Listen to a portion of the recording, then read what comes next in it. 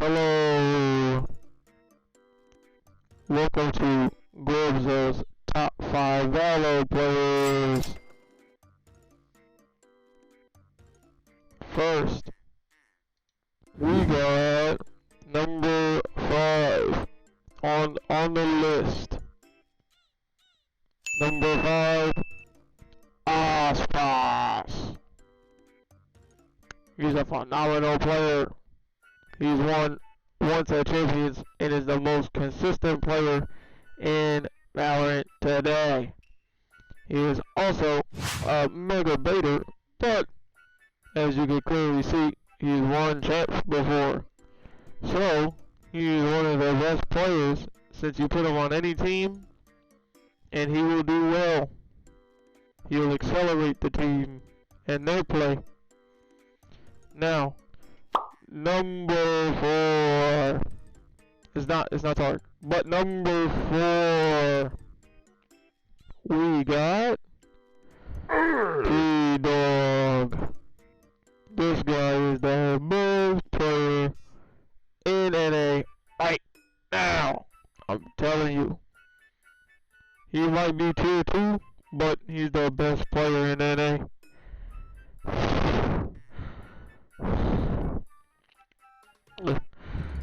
Alright. Some example is the shit ain't sweet incident. Exhibit A. Bruh. Here is Exhibit A of T-Dog explaining how shit ain't sweet in the Valorant community. Did you actually take offense when I said that you was dog shit? Come on, bro. Fucking man, bro. Of course I fucking took offense, bro. I take shit personal. Okay, well if you take shit personal, bro, like, cause you was coming at me kind of crazy. You was like, you think shit is sweet, this, that, whatever. Like, I would just What's happening? Wait, can I be on your part?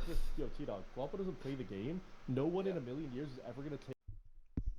And as you can see, example number 2.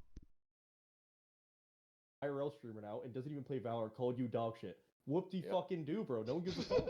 So you went to him saying you think shit's sweet, like size him up. That's the problem. Yeah, you were. It doesn't warrant that. I did. You were acting hard. Yep. Exactly. I wasn't acting hard.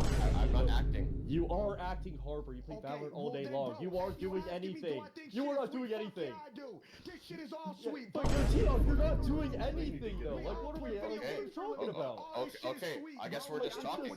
I guess we're just talking. But you're acting so hard like I'm a grown man. Like, as you can clearly see, it is not sweet out here, okay? Anybody can get the smoke. Alright, now, I'm actually going to try to give you my take, okay? No more troll shit. I'm going to genuinely give you, like, my top 3, alright? For the greatest Valorant players. Number 3, we got Jogamo, right? This guy has been the bane of my existence ever since this kid has joined G2. And at the same time, he's been really good on EG.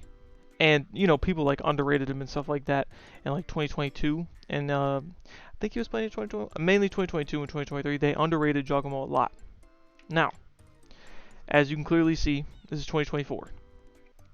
He managed to get 3rd with EG and do pretty good. He didn't make it to, you know, a bunch of the different land events, but he was still doing good throughout the year. As you can see, he managed to, you know, will his team to a 4-6 record, which was clearly not good enough. But the fact that he even got Evil Geniuses to be 4-6 when they had a thrown together, scrapped together roster is pretty good in my opinion. You know what I mean? He was doing pretty well last year, at least like individually. Now, as you can clearly see, 2025 has been a banger for this kid, okay?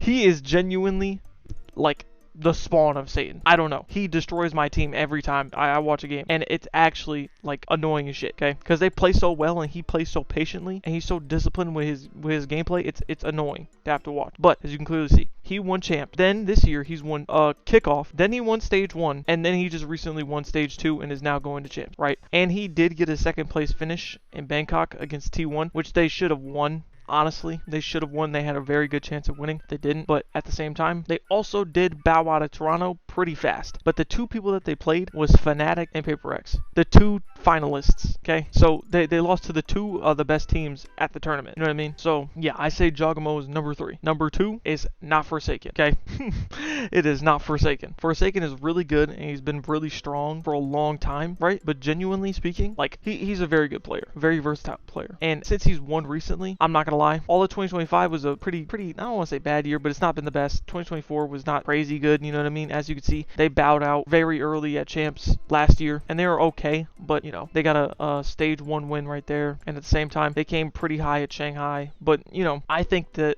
you know, now the next person we got, number 2, we got Chronicle. Okay, now the thing is with Chronicle is this kid is just like the most winningest Valorant player currently. I think down the road everything's gonna smooth out, you know what I mean? And a lot of players are gonna change, and whoever's good or who's bad is going to change drastically depending on who wins like champs this year, champs next year, and stuff like that. And then we'll really be able to, you know, flesh out who's some of the best players. But in my opinion, hey, I'll say it here first. I'm an asshole. Gorbzo, I'm an asshole. Okay? I think he is the Robert Horry of Valorant, right? Robert Horry has literally won 7 championships, and Chronicle has the most championships won currently, right? And like I said, these are not the same thing, okay? Tom Brady compared to Robert Horry is 2 different things, okay? Because like Michael Jordan has 6 championships. Does that mean that Robert Horry is better than Michael Jordan?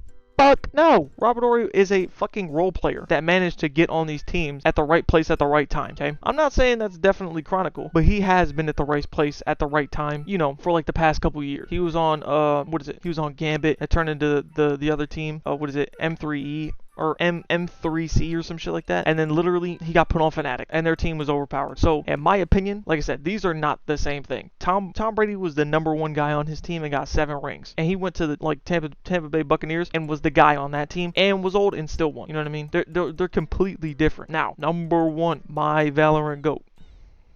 It's Alphayear, okay? Alphayear is literally 20 years old with 300k winnings. And he has, two titles under his belt. As you can see, his 2023 year, right?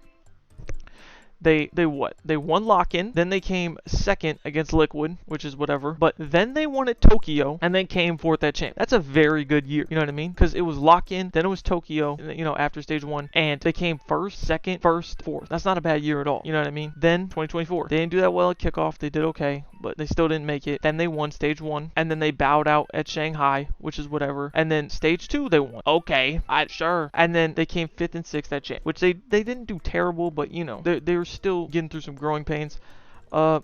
But at the same time, legit, 2025, this year, they're starting off pretty well. You know what I mean? Or, well, I guess they didn't start off pretty well. I completely lied. Kickoff, they didn't do well. So I think they must have missed the Masters. Yeah, they missed the Masters. Then they won stage 1. Then they came second at Toronto. Bro, watching them at Toronto against Paper X was actually so great. I'm not gonna lie to you. They performed so well. And even people like Boaster were trying his ass off and actually performing well at Toronto. They were so close. And then, when it came to the esports World Cup, bro, I don't think the esports World Cup is that Mickey Mouse, okay?